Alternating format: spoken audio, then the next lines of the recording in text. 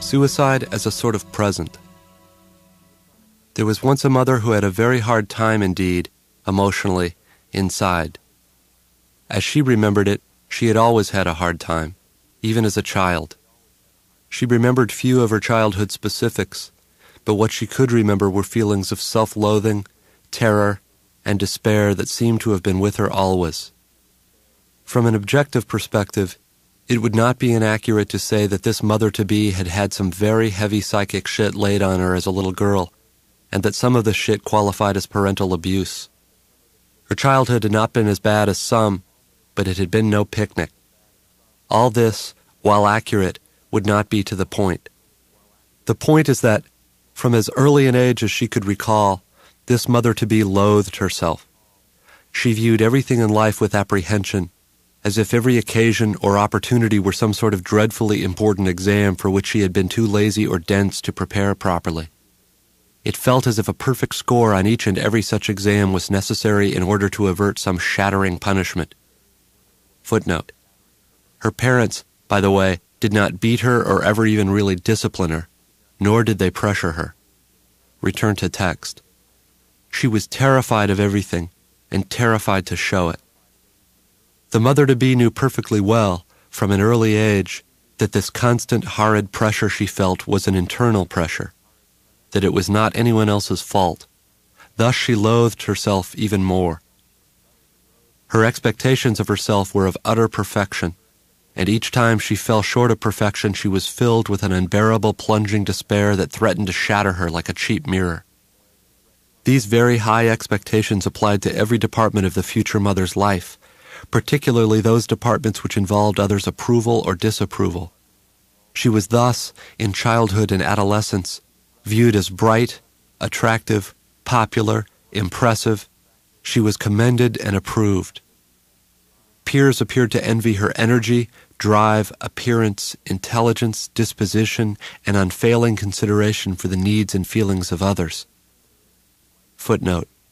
The phrases lighten up and chill out had not at this time come into currency, nor in fact had psychic shit, nor had parental abuse or even objective perspective.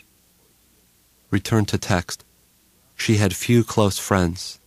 Throughout her adolescence, authorities such as teachers, employers, troop leaders, pastors, and FSA faculty advisors commented that the young mother-in-waiting, quote, seemed to have very, very high expectations of herself, and while these comments were often delivered in a spirit of gentle concern or reproof, there was no failing to discern in them that slight, unmistakable note of approval of an authority's detached, objective judgment and decision to approve.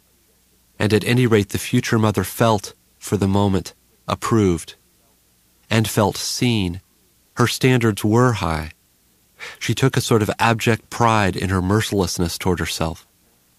Footnote.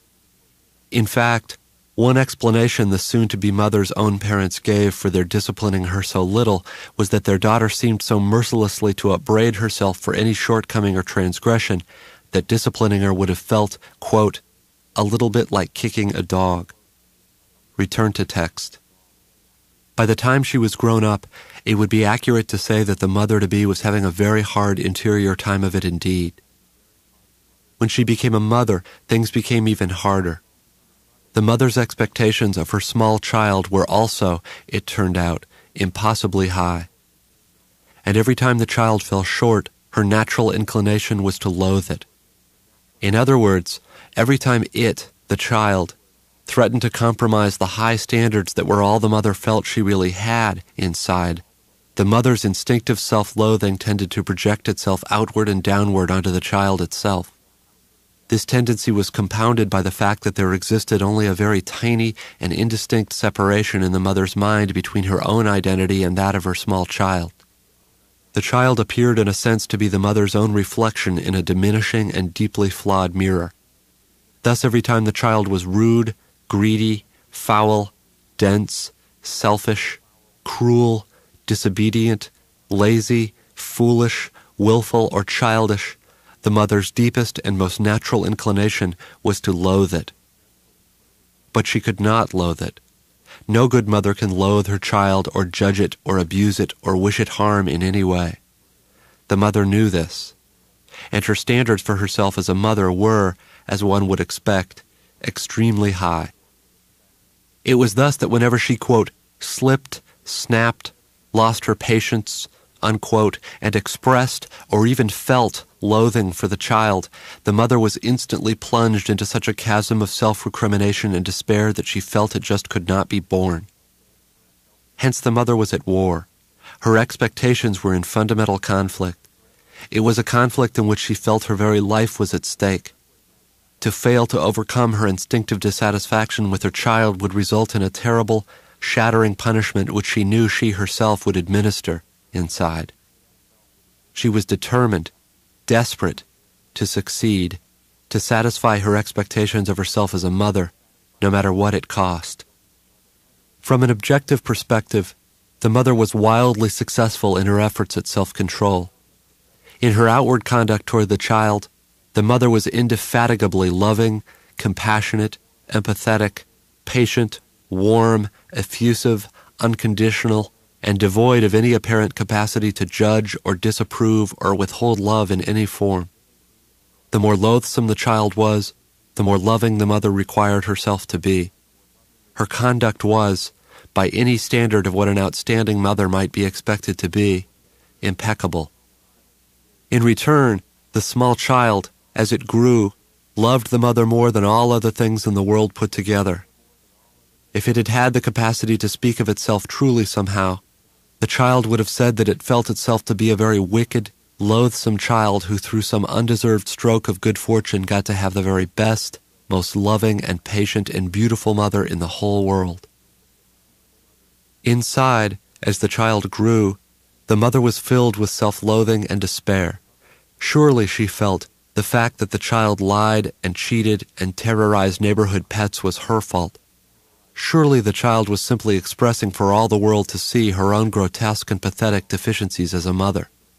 Thus, when the child stole his class's UNICEF money or swung a cat by its tail and struck it repeatedly against the sharp corner of a brick home next door, she took the child's grotesque deficiencies upon herself, rewarding the child's tears and self-recriminations with an unconditionally loving forgiveness that made her seem to the child to be his lone refuge in a world of impossible expectations and merciless judgment and unending psychic shit.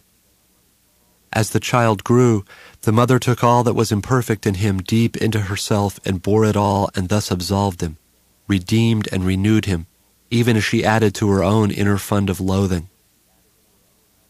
So it went throughout his childhood and adolescence, such that, by the time the child was old enough to apply for various licenses and permits, the mother was almost entirely filled, deep inside, with loathing.